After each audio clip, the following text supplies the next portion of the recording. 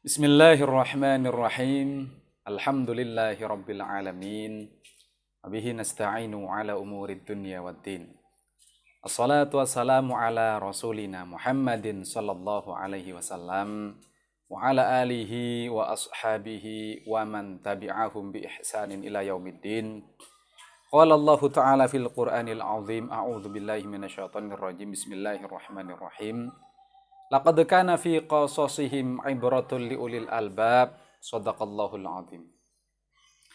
Assalamualaikum rekan-rekan sekalian yang berbahagia, yang antusias. Alhamdulillah kembali kita bersyukur kepada Allah. Di kesempatan yang sangat cerah ini kita masih diberi kekuatan oleh Allah, kesempatan, waktu, energi dan lain seterusnya. Sehingga kita bisa meneruskan cerita tafsir tematik kita, kajian kita seputar Al-Quran, ya, sebagai basis referensi primer kita dalam beragama Islam ini. Mudah-mudahan kajian kita ini mengandung ibrah, mengandung manfaat, mengandung keberkahan, ya, yang mensupport kita untuk bisa selamat dan bahagia fid dunya wal akhirah. Terus kita meningkatkan kualitas diri kita, meningkatkan kualitas jiwa kita untuk terus mendekatkan diri kepada Allah, mencari jalan, ya, mencari upaya, mencari jalan, mencari aktivitas yang itu mendekatkan diri kita kepada Allah.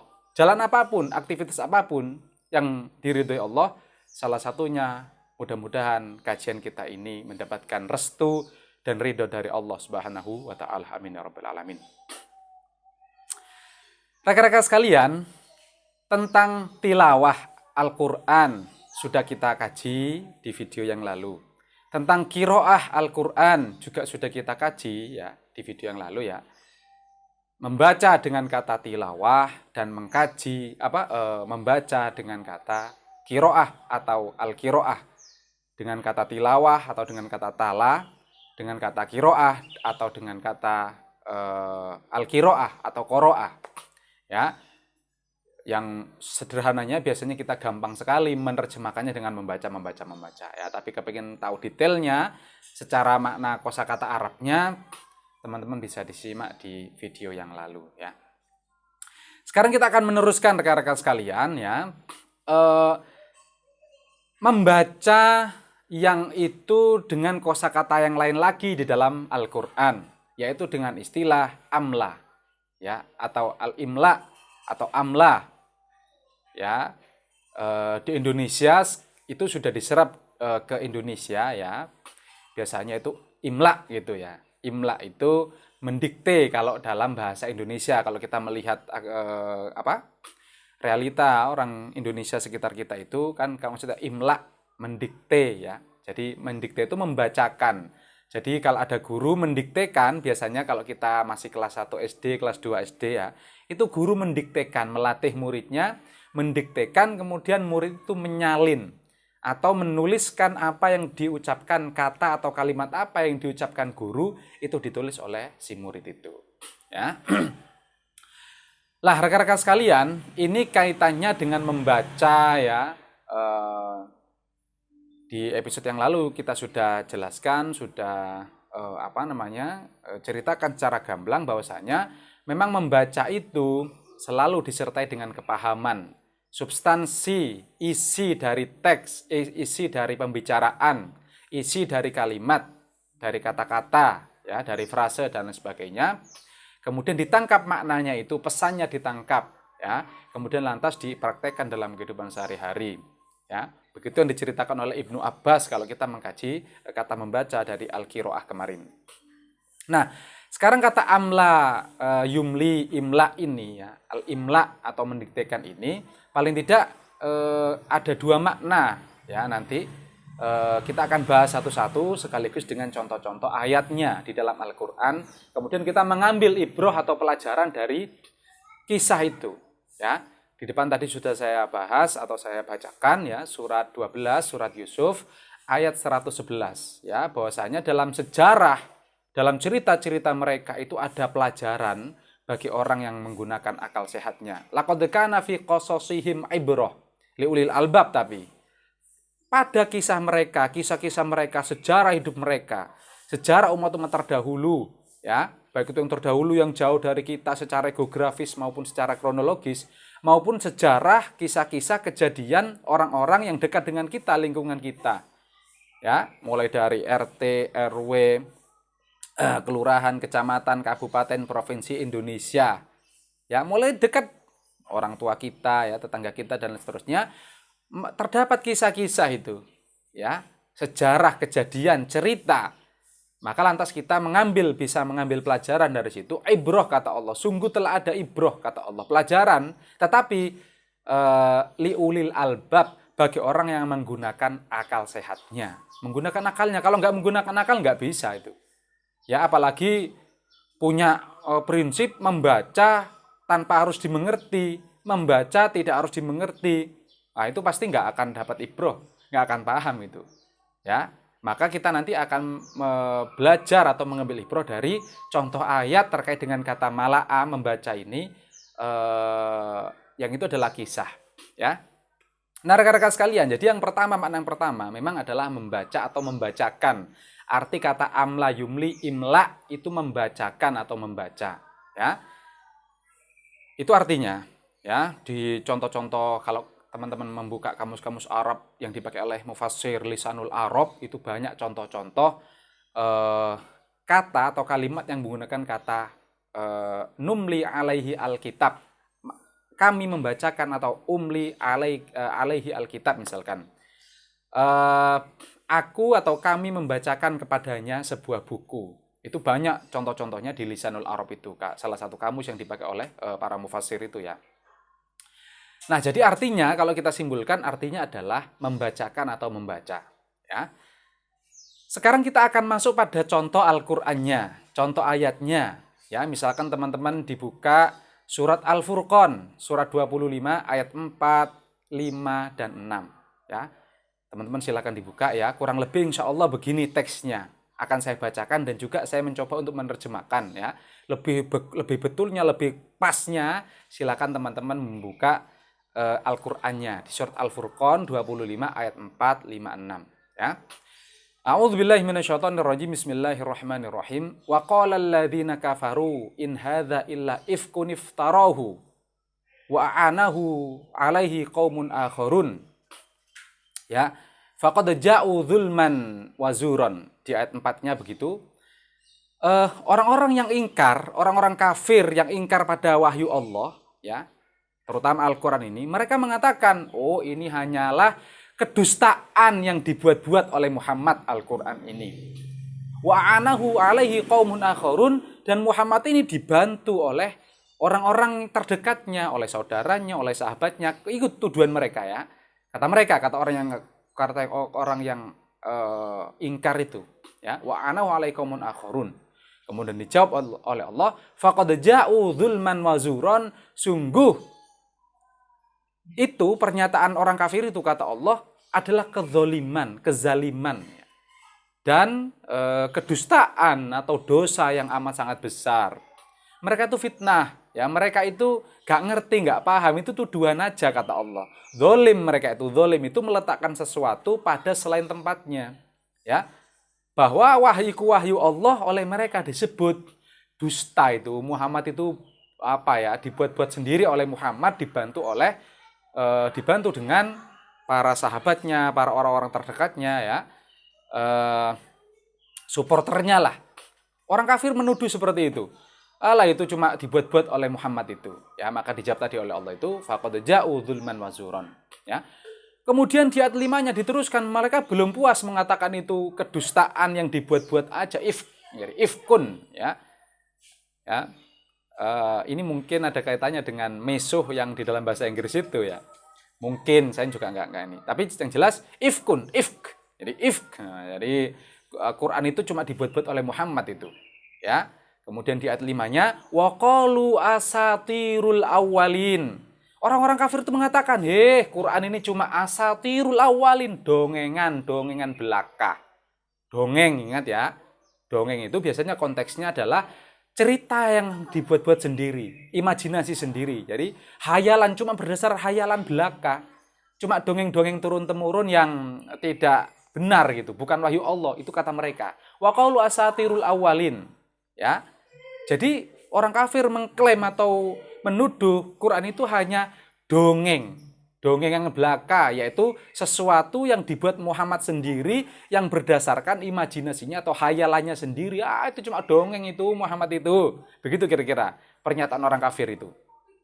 Ya, wa qalu asatirul awwalin iktatabaha, yang Muhammad minta dituliskan. Yang Muhammad minta dituliskan, ya, itu tuduhan mereka seterusnya. Kemudian wahiyya tumla alaihi bukrotan wa asilan, kemudian dongeng-dongeng yang diminta oleh Muhammad dituliskan itu tumla alaihi, dibacakan kepadanya, kepada Muhammad, bukrotan wa asilan, pagi-pagi, setiap pagi dan petang hari. Ya, itu tuduhan mereka. Ya, jadi Quran itu oleh mereka disebutkan, oh itu cuma dongengan belaka yang Muhammad minta dituliskan untuknya. Kemudian dongeng-dongeng itu tumla alaihi, dibacakan kepada Muhammad itu pada saat pagi dan petang hari. Ya, di situ ada kata tumla alaihi, ya, di ayat 5-nya. Nanti kita akan perdalam tentang itu. Kemudian di ayat 6-nya qul anzalahul ladzi ya'lamu sirra fis samawati wal ard. Katakan, suruh jawab Nabi Muhammad itu oleh Allah. Qul, jawablah wahai Nabi, jawablah Muhammad, anzalahul ladzi ya'lamu sirra fis samawati wal ard, yang menurunkan itu adalah Allah yang mengerti, yang tahu tentang rahasia langit dan bumi. Ya, innahu kana ghafuron rahiman, Allah itu Maha Pengampun lagi Maha Penyayang. Ya. Nah, jadi di ayat 6 ini seakan-akan Allah mengatakan, jawablah Nabi bahwasanya Quran itu bukan dongeng-dongengan, bukan tuduh-tuduhan, bukan kebohongan yang dibuat oleh Muhammad. Jadi bukan tuduhan atau statement orang-orang seperti yang dituduhkan oleh orang-orang kafir tadi, bukan itu. Ya, yang disampaikan oleh Nabi ini adalah anzalahul ladzi ya'lamu, yaitu Allah maksudnya. Alladzi ya'lamu sirra fis samawati wal ard, yaitu Allah yang menurunkan Al-Qur'an itu, yang menurunkan cerita itu, ya. Jadi di situ rekan-rekan sekalian, di ayat 5-nya ada kata tumla alaihi. Ya, dari kata amla yumli. Tumla itu adalah mabni majhul, ya, atau passive sentence atau kalimat pasif dalam bahasa Inggris atau bahasa Indonesia. Di situ juga menggunakan redaksi membacakan, mendiktekan. Ya, di situ disebutkan dalam Al-Qur'an itu memang. Jadi membacakan, mendiktekan. Ya, lah itu adalah tuduhan orang kafir tadi, rekan-rekan sekalian.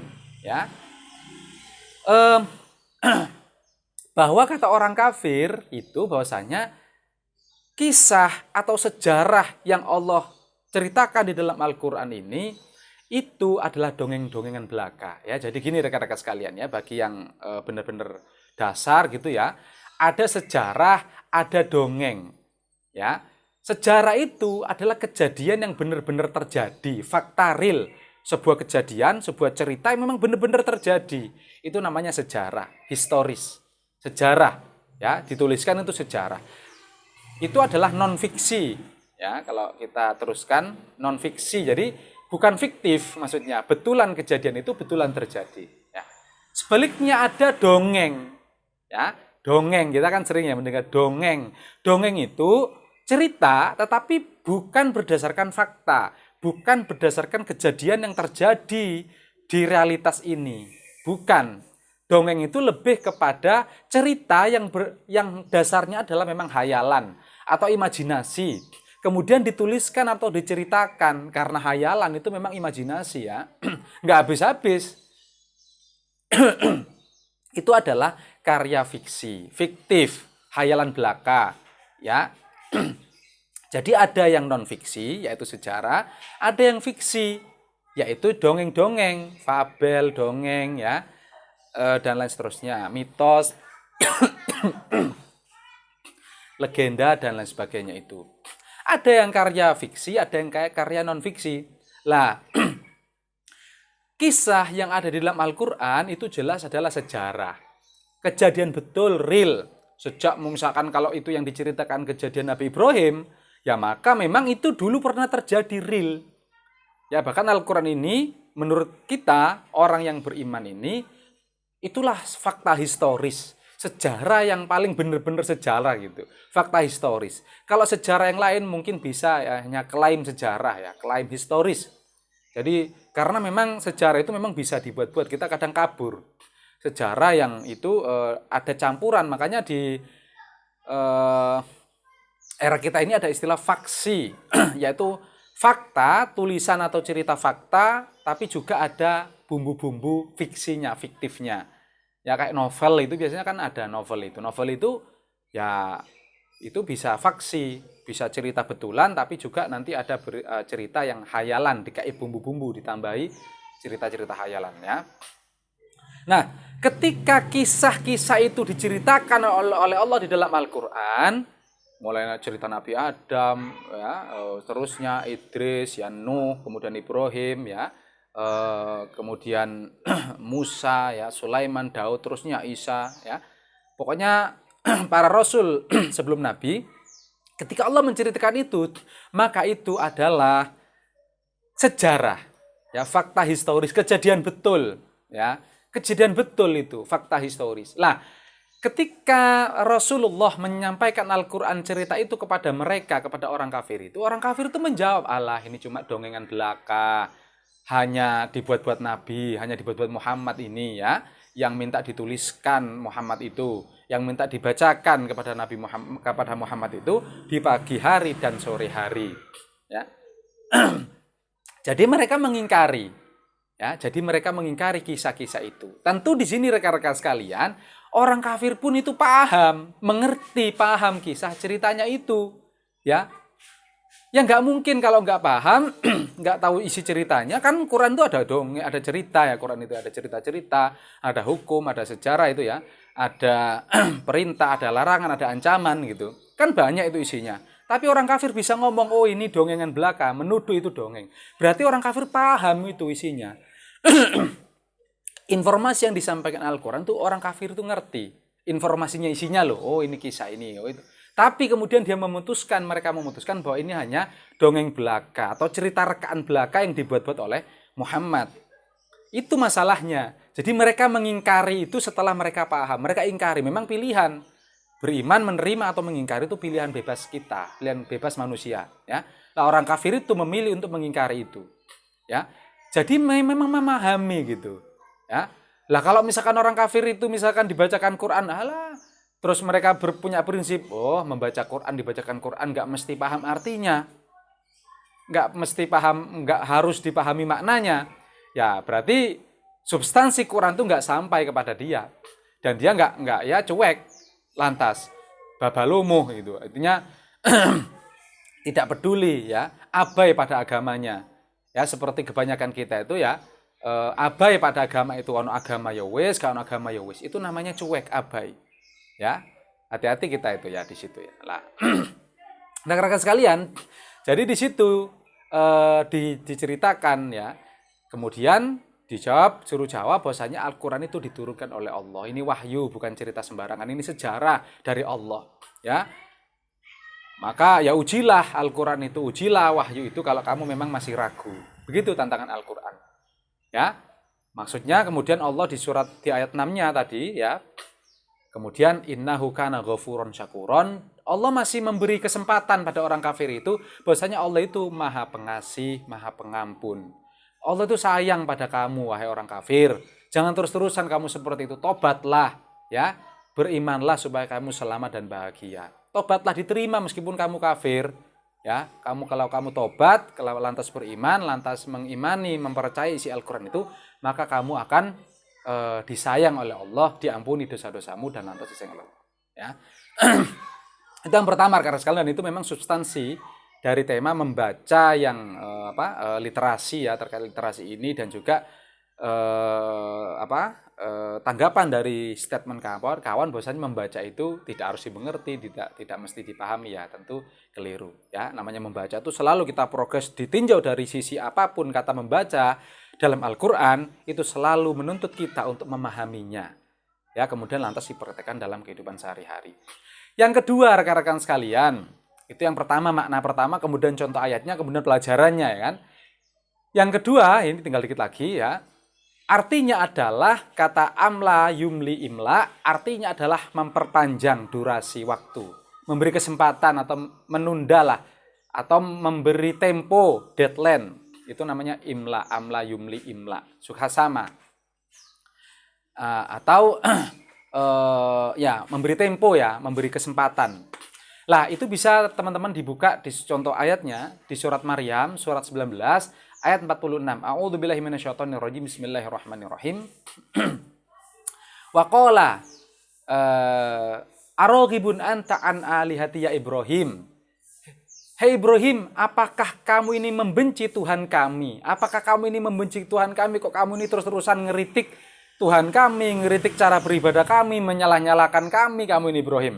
Apakah kamu itu membenci kami, membenci Tuhan kami, membenci cara kami beribadah? La illam tantahil arjumanak, kalau kamu nggak berhenti ngoreksi, nyalah-nyalakan ya, kamu akan kami rajam, akan kami bunuh kamu Ibrahim. Wahjurni malian, dan tinggalkanlah kami Ibrahim malian dalam waktu yang tempo waktu yang lama. Tinggalkan kami saja Ibrahim, malian dalam waktu yang lama. Di sini juga ada kata malian ya. Malian itu juga dari kata amla yumli tadi ya, malian. Itu artinya dalam waktu yang lama. Wahjurni malian, kata orang kafir itu. Ya, tinggalkan kami Ibrahim malian dalam jangka waktu yang lama. Nah, rekan-rekan sekalian, kaitannya dengan kisah tadi di depan ya, bahwasanya kisah itu ada pelajaran bagi orang yang berakal sehat. Di Quran itu juga diceritakan kisah-kisah sejarah. Misalkan sejarahnya Nabi Ibrahim itu banyak cerita-cerita Nabi Ibrahim. Babak-babak kehidupan Nabi Ibrahim. Ketika Nabi Ibrahim mencari Tuhan. Ketika Nabi Ibrahim berdebat atau berdiskusi dengan ayahnya. Nabi Ibrahim mengatakan, ayahku, kamu dan kaum ini orang yang sesat. Kata Ibrahim gitu. Langsung Nabi Ibrahim mengatakan seperti itu. Kemudian Nabi Ibrahim memang mengeritik dan diskusi, berdebat dengan pentolan para kafir itu yang menyembah pagan itu, menyembah dewa-dewi itu ya. Diceritakan dalam Al-Qur'an, coba Tuhanku itu bisa mematikan dan membunuh, menghidupkan dan mematikan. Mereka bisa menjawab, oh ya aku masih bisa juga ya. Aku juga bisa itu membunuh dan mematikan, kata dia. Dengan dua orang dibunuh, satunya dilepaskan. Yang dibunuh berarti itu menghidupkan, yang dilepaskan berarti menghidupkan gitu kata jawabannya. Oke, jawab lagi sama Ibrahim. Kalau begitu Tuhanku bisa mendatangkan matahari, menerbitkan matahari dari timur. Sekarang coba terbitkan dari barat kalau kamu memang Tuhan. Ya, kalau Tuhanmu memang hebat gitu. Ternyata mereka langsung tidak bisa. Banyak kisah-kisah itu di dalam Al-Qur'an. Ya, cerita-cerita itu, informasi itu, tentang sejarah itu. Lah, kalau kita berprinsip, membaca Quran itu tidak mesti atau tidak harus dipahami, boleh tidak syarat dimengerti, dipahami, ya pasti cerita-cerita yang mengandung ibroh, kata Quran tadi itu, cerita Ibrahim contohnya, ya tidak akan bisa bermanfaat, tidak akan bisa mendatangkan ibroh bagi kita. Ya, tentu membaca itu harus dengan syarat mengerti, harus dipahami, kemudian dipraktekkan dalam kehidupan sehari-hari kita. Ya, mendapatkan hidayah, mendapatkan pencerahan, sehingga kita bisa selamat dan bahagia di dunia wal akhirah. Itu terima kasih. Alhamdulillahirabbil alamin. Assalamualaikum warahmatullahi wabarakatuh.